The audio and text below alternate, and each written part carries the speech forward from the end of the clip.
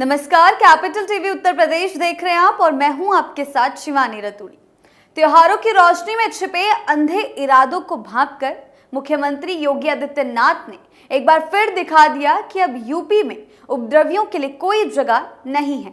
ATS की बड़ी कार्रवाई के बाद योगी सरकार ने साफ कर दिया, जो भी देश की शांति से खेलेगा, समाज को बांटने की कोशिश करेगा या धर्म की आड़ में खून खराबे का सपना देखेगा, उसके लिए जेल ही आखिरी ठिकाना बनेगी। यह नया उत्तर प्रदेश है। यहाँ ना कानून से ऊपर कोई है, न साजिश करने वालों के लिए कोई माफी। पढ़े लिखे युवाओं को बरगलाकर मुजाहिदीन आर्मी बनाने की इस खतरनाक प्लानिंग को जिस मुस्तैदी से कुचला गया, वो बताता है अब नफरत की फैक्ट्री चलाने वालों के दिन पूरे हो चुके हैं। क्या कुछ हुआ है एक्शन के तहत, कैसे योगी सरकार ने ऐसे नेटवर्क पर शिकंजा कसा है, आइए जानते हैं विस्तार से।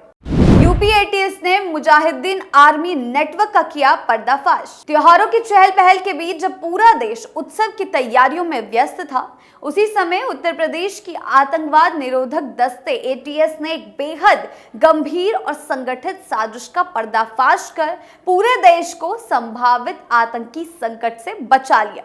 ये कोई मामूली मामला नहीं था, बल्कि देश भर में एक धार्मिक उन्माद फैलाने, हिंदू धर्मगुरुओं की हत्या की योजना और सांप्रदायिक तनाव को दंगे में बदलने की साजिश थी।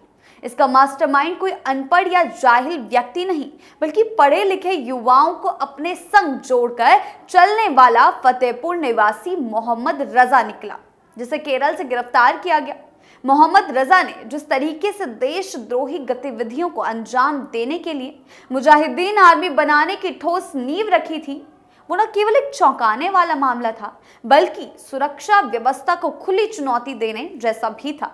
उसने न केवल खुद को कट्टरपंथी मानसिकता के अधीन किया, बल्कि बीटेक, एमबीए जैसे उच्च शिक्षा प्राप्त युवाओं को भी भड़काऊ वीडियो, धार्मिक विद्वेष और सोशल मीडिया के माध्यम से ब्रेन वॉश कर अपने इस खूनी मिशन में शामिल कर लिया। देश के अलग अलग राज्यों में इन युवकों ने अपनी उपस्थिति बना ली थी और आर्थिक रूप से इनका सपोर्ट किया जा रहा था, जिसमें विदेशी फंडिंग की आशंका भी एटीएस की जांच का एक बड़ा पहलू बनी हुई है। योगी की कड़ी चेतावनी। इस पूरे नेटवर्क को उखाड़ फेंकने के लिए एटीएस ने बेहद योजनाबद्ध तरीके से 29 सितंबर को प्रमुख सदस्यों अकमल रजा, सफील सलमानी, मोहम्मद तौसीफ और कासिम अली को गिरफ्तार किया और अगले ही दिन सरगना मोहम्मद रजा को केरल से दबोच लिया गया। इनके पास से बरामद हुए लैपटॉप, मोबाइल, डिजिटल दस्तावेज और एक निजी डायरी में मिले प्लान और नेटवर्क की डिटेल्स को देखकर एटीएस और खुफिया एजेंसियों की नींद उड़ गई। सबसे अहम बात ये सामने आई कि ये कोई भावनात्मक या आकस्मिक उग्रवाद नहीं था, बल्कि बकायदा प्लानिंग, टारगेटिंग और डिजिटल स्ट्रेटेजी के साथ एक आतंकी संगठन तैयार किया जा रहा था, जिसमें युवाओं को टारगेट करके मुजाहिदीन आर्मी के नाम से ट्रेनिंग और गाइडेंस दी जा रही थी।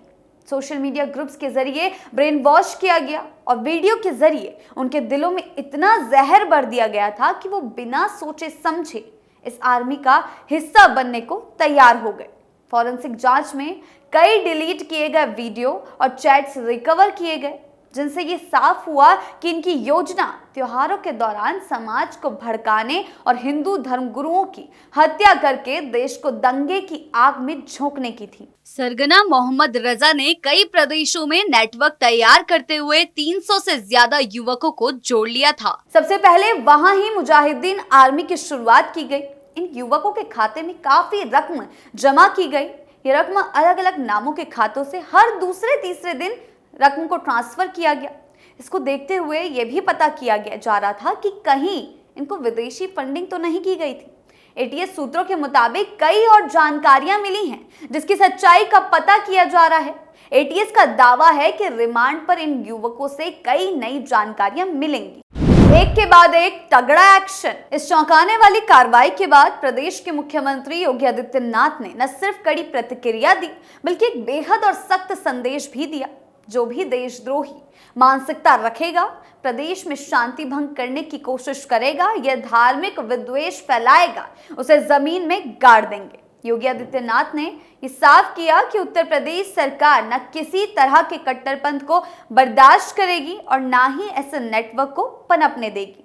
उन्होंने प्रदेश पुलिस, एटीएस और खुफिया एजेंसियों को निर्देश दिए हैं कि पूरे राज्य में ऐसे तत्वों की तलाश की जाए जो युवाओं को भटका रहे हैं।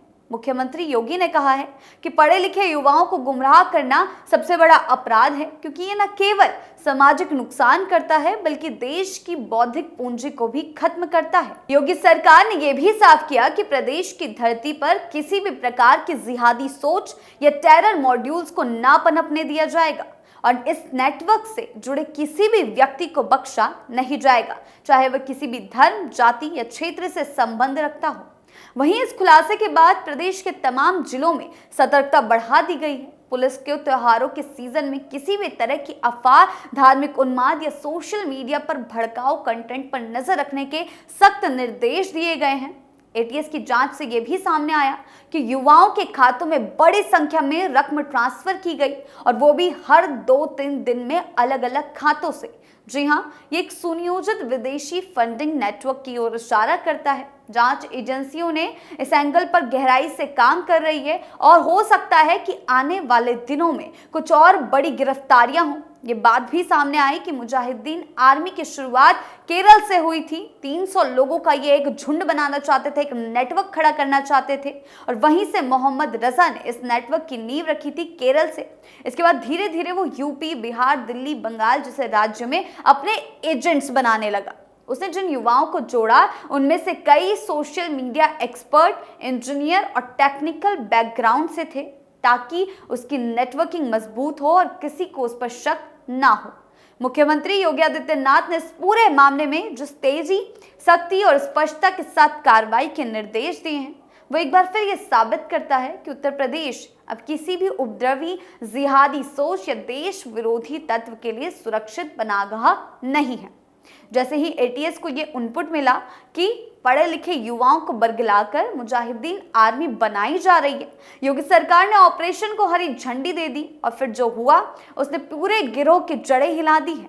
योगी ने साफ कहा है, जो देशद्रोह करेगा, दंगा भड़काएगा, धर्म की आड़ में नफरत फैलाएगा, वो या तो जेल जाएगा या फिर उत्तर प्रदेश छोड़ जाएगा। पुलिस प्रशासन, एटीएस, खुफिया एजेंसियां और साइबर सेल को निर्देश दिए गए हैं कि ऐसे नेटवर्क्स को केवल तोड़ा ही ना जाए बल्कि जड़ से उखाड़कर उनके पूरे मॉड्यूल का सफाया कर दिया जाए। इस मामले से ये साफ है कि अब आतंकवादी संगठन और कट्टरपंथी सोच रखने वाले लोग केवल बंदूक या बम से हमला नहीं कर रहे हैं, बल्कि डिजिटल हथियारों, दिमागी नियंत्रण और सोशल मीडिया प्रचार के जरिए युवाओं को गुमराह कर रहे हैं। और यही इस मामले की सबसे गंभीर बात है।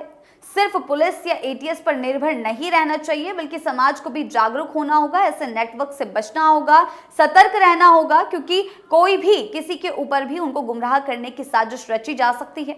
मुख्यमंत्री योगी ने इस पर भी जोर दिया है कि हर स्कूल, कॉलेज और यूनिवर्सिटी स्तर पर भी साइबर साक्षरता और राष्ट्रभक्ति पर आधारित सेमिनार आयोजित किए जाएं, ताकि युवाओं को कट्टरता के दायरे में फंसने से रोका जा सके।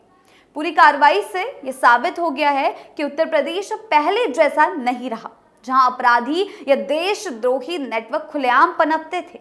योगी सरकार के शासन में न केवल पुलिस बल को राजनीतिक छूट मिली है, बल्कि आधुनिक तकनीकों और एजेंसियों के बेहतर समन्वय से अब समय रहते ऐसे नेटवर्क को कुचला जा रहा है। जो लोग सोचते हैं कि त्योहारों के दौरान धर्म की आड़ में नफरत फैलाकर राजनीति या हिंसा करेंगे, उनके लिए कार्रवाई करारा तमाचा है। सरकार ने साफ कर दिया है, प्रदेश में कानून का राज है और रहेगा, ना कोई बच पाएगा और ना ही कोई छिप पाएगा। इस पूरे मामले का पर्दाफाश न केवल उत्तर प्रदेश एटीएस की सतर्कता और प्रोफेशनलिज्म का प्रमाण है, बल्कि ये भी दिखाता है कि अब देश उन दिनों से बहुत आगे बढ़ चुका है जहां ऐसे खतरनाक नेटवर्क चुपचाप पनप जाया करते थे। मुख्यमंत्री योगी आदित्यनाथ की साफ नीति है, जीरो टॉलरेंस अगेंस्ट टेरर अब जमीनी हकीकत बन चुकी है। मुजाहिदीन आर्मी जैसे संगठनों का नाम लेना भी आज कानून की नज़र में गंभीर अपराध बन चुका है और जो कोई भी देश को अस्थिर करने या समाज को बांटने का सपना देख रहा है, उसे समझ लेना चाहिए कि अब कानून का शिकंजा बहुत तेज, सख्त और निर्णायक हो चुका है। और इसके साथ ही ये भी अहम सबकी जिम्मेदारी भी है कि हम न सिर्फ अफवाहों से बचें बल्कि अपने आसपास की गतिविधियों पर भी सजग रहें। युवाओं को मार्गदर्शन दिए जा रहे हैं और डिजिटल प्लेटफॉर्म्स पर कट्टरता की जड़ें जमाने की हर कोशिश को पहचाने और रोकने की कोशिश की जा रही है। इसीलिए योगी सरकार इस मुद्दे पर सख्ती से पेश आ रही है। आपकी इस बारे में क्या राय है, हमें कमेंट सेक्शन में जरूर बताएं। नमस्कार।